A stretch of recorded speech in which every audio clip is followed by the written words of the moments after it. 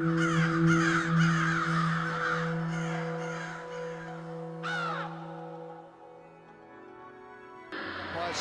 on.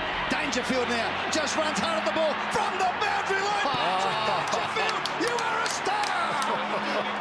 I think it starts probably with 6 months to go. So halfway through the year, you get a bit of an indication about where you're sitting in the scheme of things, and if you're a chance or if you're not.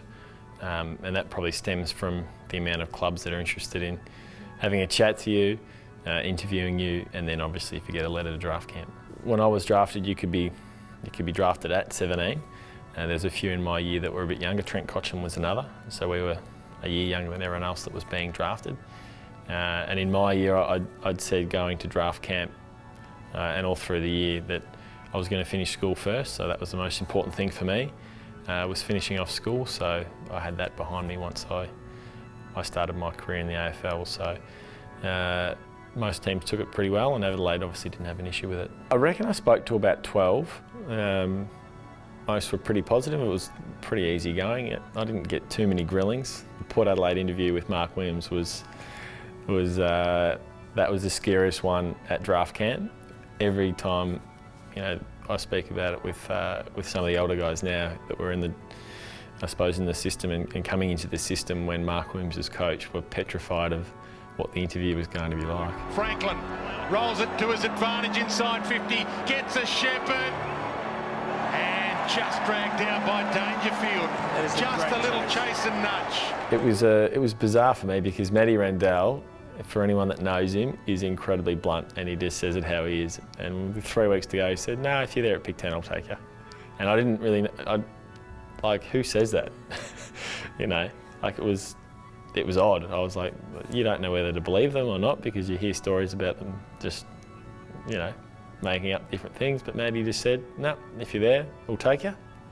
And that was an interview with himself and Hamish Ogilvie at Moggs, and that sort of blew me away. I was like, wow. And then come draft day, the Pick 10, they read it out. It was my name, it was my number. So it was an interesting experience. But I'd met with them 3 times, so more than any other club by far. So obviously out of that gauge that they were pretty interested. But it was such an exciting year, especially it's sort of being my first year in the under-18 system, playing for the Geelong Falcons. There's a lot to take in. It's sort of expected, I suppose. Our year, Matthew Cruiser was always going number 1. There was a bit of controversy, not controversy, but conjecture about who would be number 2, whether it would be Cotchin or Carl Morton, because he was the other name that was sort of touted around the same area. And Chris Masson always seemed to be going at number 3. So it's funny how sort of certain names get locked in different areas, and obviously Richmond picked up a bargain in Trent. Bizarrely, Matt had just said, if you're there at Pick 10, we'll pick you. So you don't expect it, but it wasn't a massive surprise, if that makes sense.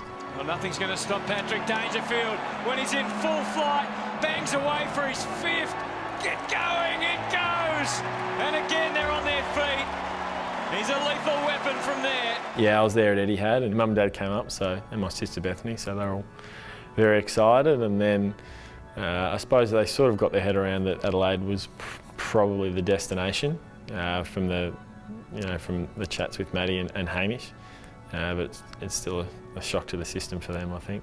Yeah, it was surreal. I don't think you really understand it until it's another month in and you're actually training with your teammates. But at the time, you think, oh, this is the most important thing. All I need to do is get drafted, and then it's not I've made it. It's just this is what the whole year's been about. Trying to get your foot in the door. So as soon as your name's read out, then you're whisked off. And end of 2007, I think the AFL media were really starting to pick things up. So there was interviews and all that sort of thing that took place pretty quickly. And then I think, who was it? I think it was Rowie and Cornsey interviewed me about half hour later. I remember it vividly after the draft had wrapped up, and Stephen Tregow, our CEO, the first thing he said to me, "So you sure you want to stay at home and finish school?" I said, "Yes, Stephen, I am." He said, "Okay, no worries." Dangerfield and Podsiadly go up. Danger stolen, has the shot at goal. Oh, absolutely awesome. Well, Chris Knights was there with the Crows at the time, so I didn't have a polo, so I took his, and he had to wear my shirt. So if anyone's seen Chris, he's got a fair rig on him, so it looked like the most compressed t-shirt I've ever worn. Basically, I headed back home that night and then packed my bags. So I think it was a Thursday or a Friday draft, and then we flew over on the Sunday, and we all met. We met at, I think it was Sunday afternoon at Tullamarine Airport.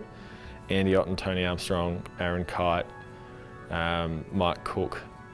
I think that was the Melbourne sort of contingent.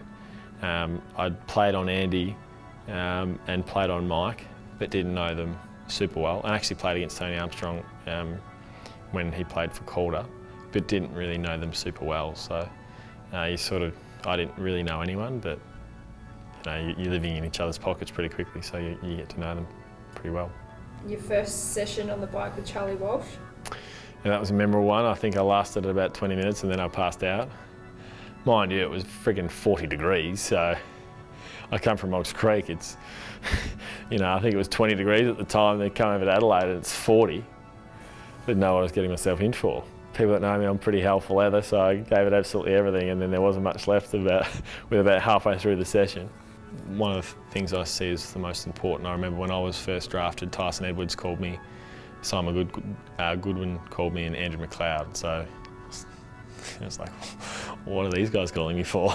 It was unbelievable. It made me feel so much more welcome so quickly. So I think the most important thing for us as a club is the first impression that we give our recruits is a really positive one and welcome, and one that they feel really welcome to. So that's certainly something that we pride ourselves on, and I'm sure a lot of other clubs do as well. Hard they go.